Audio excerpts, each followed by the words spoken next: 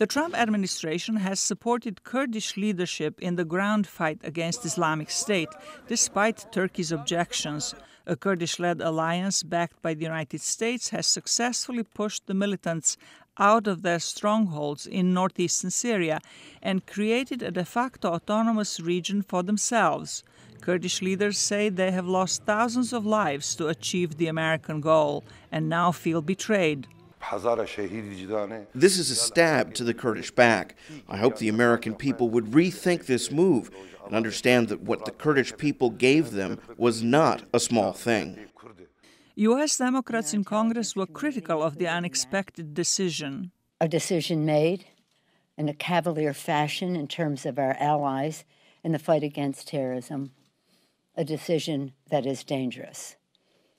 And a decision that is a Christmas present to Vladimir Putin, to give him license in Syria.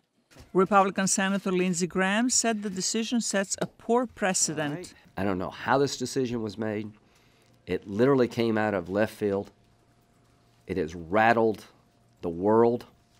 You see North Korea flexing their muscle now about, well, why don't you leave South Korea before we do a deal?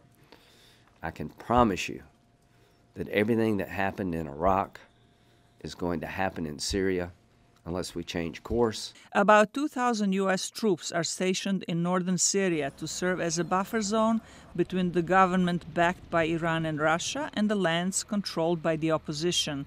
Turkey appears poised to launch an offensive against the Kurds in northern Syria to prevent a creation of an independent Kurdistan. Iran will try to create a land corridor for supplying arms to Hezbollah terrorists, says analyst David Adesnik. Instead of having to rely on cargo planes to bring weapons and men and fighters into Damascus and send advanced weapons to Hezbollah, if it can control eastern Syria, where the U.S. is now, it can probably do that on the ground and do it more efficiently. In addition, Adesnik says, Israel is likely to intervene against Iran and Hezbollah, and Russia will attempt to move into oil-rich areas vacated by the U.S. troops.